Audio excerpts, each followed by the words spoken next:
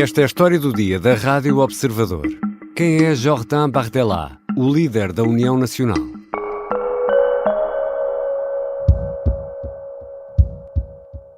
À tous les Français, d'où que vous veniez, quel qu'ait été votre choix politique passé, quelle que soit votre origine, rassemblons-nous. S'abstenir, c'est voter Mélenchon. S'abstenir, c'est renforcer Macron. Alors ne vous laissez pas intimider par ceux qui cherchent à vous faire peur. Jordan Bardella tem quase 2 milhões de seguidores no TikTok. Aos 28 anos, é o presidente da União Nacional, o partido de Marine Le Pen, a antiga Frente Nacional. Bardella, o nome é de origem italiana, é um dos grandes protagonistas das eleições deste domingo em França.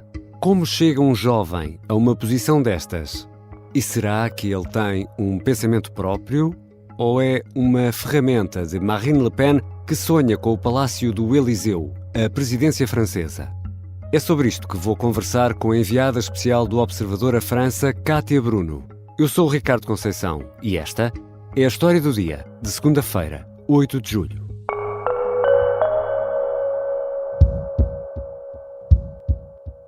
Bem-vinda, Cátia. Onde é que estás? Olá, Ricardo.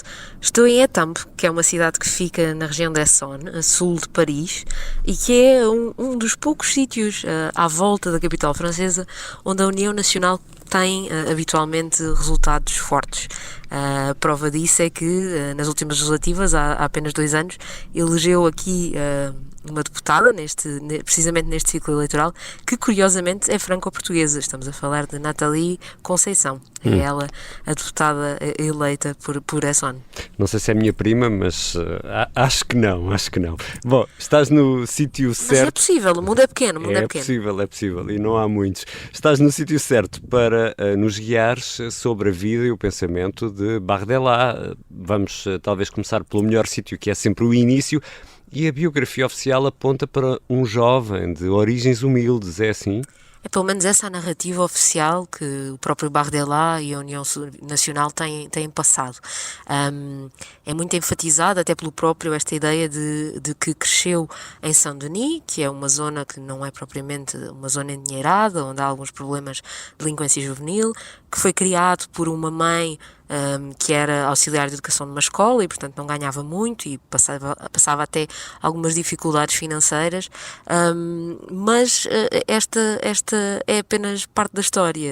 Quando falei com Pierre-Stéphane Faure, o biógrafo de Bardella, ele falava aqui numa tentativa do próprio candidato e do partido de apagar a outra metade da vida de Bardella, porque ele, na verdade, é filho de pais divorciados e o seu pai era presente e não era um pai com as dificuldades financeiras que a mãe tinha.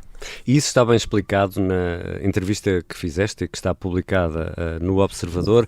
O que é facto é que o pai não terá sido assim tão ausente porque, ainda muito jovem, Bardella teve casa e carro, o que nem sempre é fácil para um jovem, quer cá em Portugal, quer aí em França, que não é muito diferente, não é? Sim, ainda mesmo antes disso, Bardella estudou num colégio católico privado, onde as propinas tinham valores que a mãe nunca conseguiria pagar se não tivesse esse apoio do pai, não é? E depois, para além disso, sim, é como dizes, Bardella, aos 19 anos, o pai ofereceu-lhe um carro, um Smart, assim que ele tirou a carta de condução. Aos 20, ofereceu-lhe um apartamento no centro de Paris.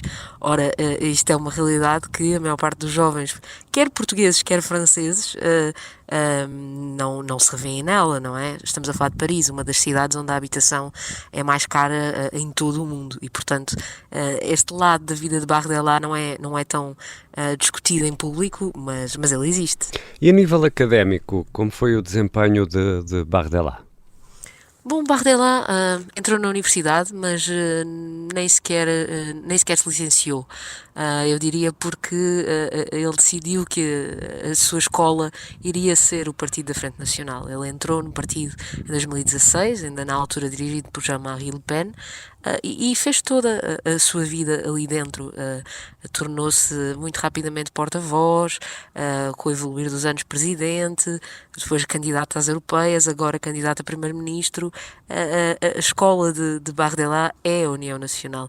E é curioso que muitos dos eleitores franceses com quem tenho falado aqui, mesmo aqueles que apoiam a União Nacional, por vezes levantam essa questão como sendo um pequeno detalhe que os incomoda um pouco em Bardella. Não tanto o facto de ele ser jovem, mas o facto de ele ter pouca experiência de vida.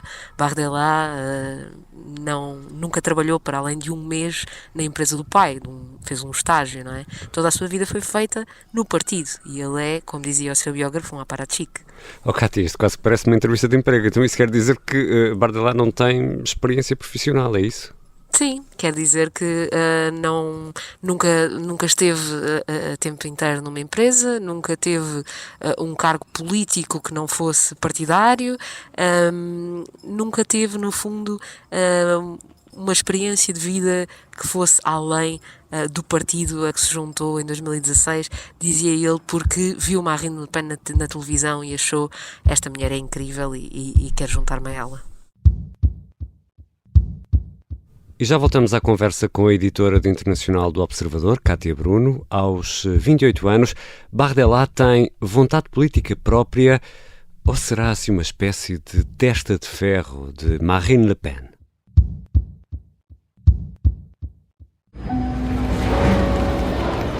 Em 1980, um avião da TAP com 83 passageiros a bordo é desviado para Madrid. Entrou por ali dentro e apontou-nos a arma. Mas o sequestrador, que tem uma arma carregada apontada aos pilotos, não é um pirata do ar comum. Chama-se Rui, vive no Feijó e só tem 16 anos. Leva uma pistola, que o meu pai tem, então mas está a pistola. Ele, de facto, mostrou-nos a pistola. Este é o Piratinha do Ar, uma série para ouvir em 6 episódios que faz parte dos Podcast Plus do Observador. É narrada por mim, Margarida Villanova, e a banda sonora original é de David Fonseca. Pode acompanhar todas as semanas no site do Observador, nas plataformas de podcast e no YouTube.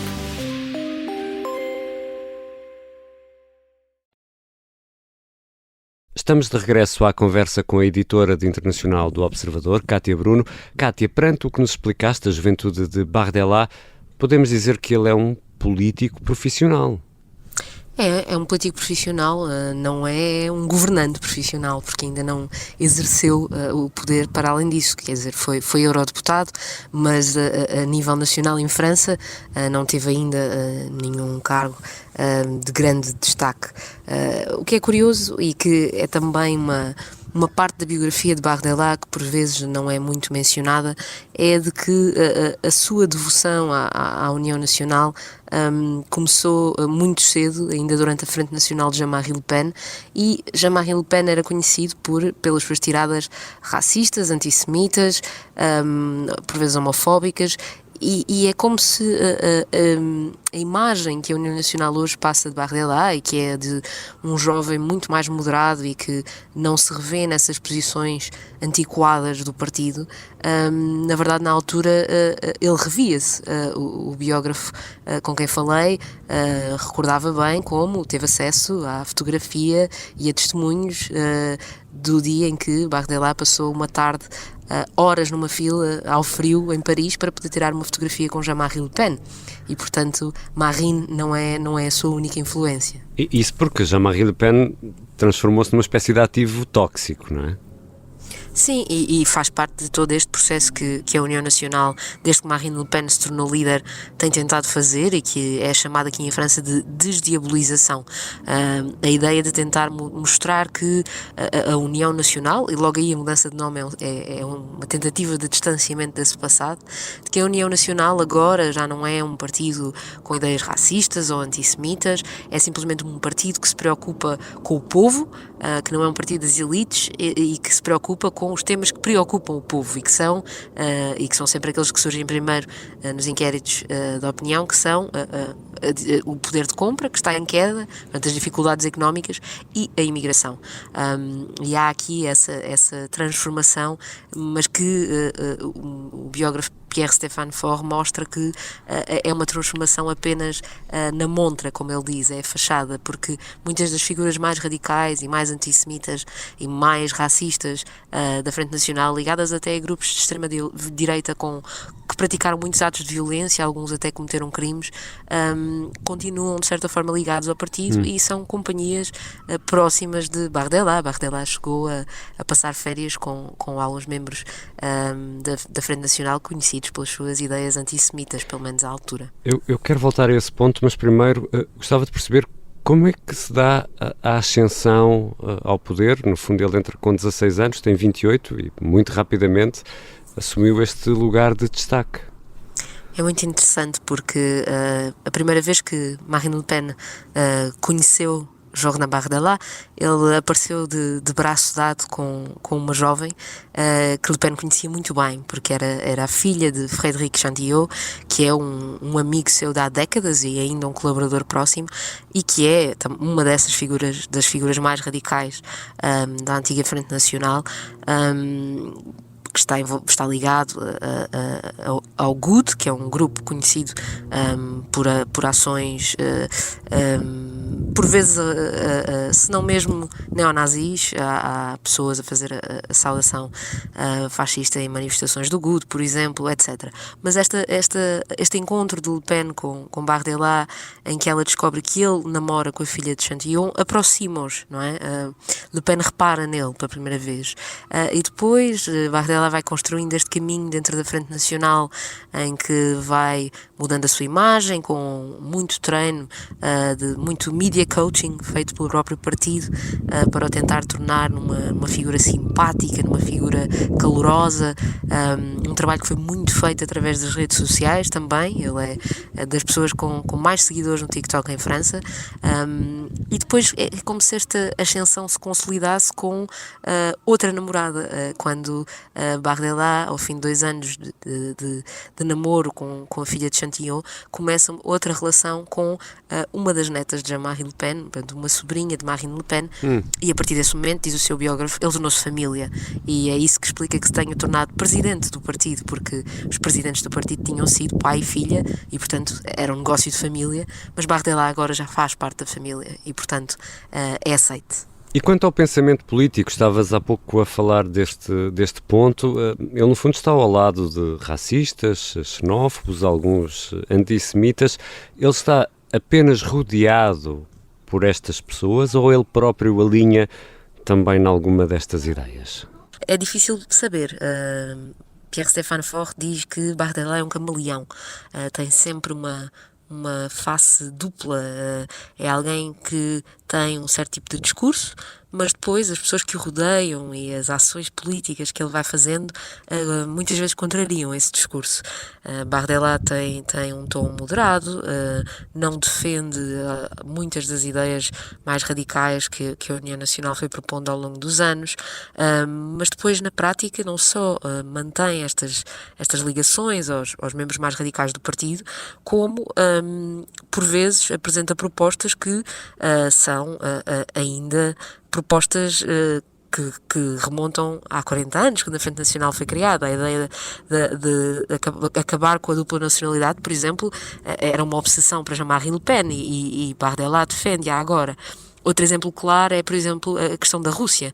Embora em público Bardella não faça da defesa da Rússia um grande tema, e tente não explorar a questão, quando como eurodeputado teve de votar para condenar a Rússia numa série de questões relacionadas com a invasão da Ucrânia, com as ações do grupo Wagner, com a repressão de ativistas, etc. Bardella normalmente ou faltava às votações ou quando ia votava contra. E portanto o seu biógrafo diz que, independentemente do discurso, na política o que conta são as ações, e ele diz que deveríamos ter atenção às ações e que elas podem ser reveladoras de qual será essa face verdadeira de Bardella, mas só saberemos com o futuro.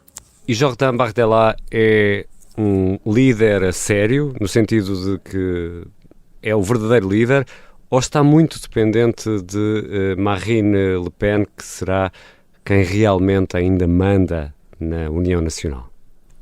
É claro que não estamos dentro da União Nacional para saber, mas temos aqui alguns fatores. Por um lado, temos a inexperiência de Bardella, não é? O cargo de primeiro-ministro, chegar ao Palácio de Matignon, para um jovem de 28 anos que não tem qualquer experiência para além de ter estado dentro de um partido, é um desafio muito difícil.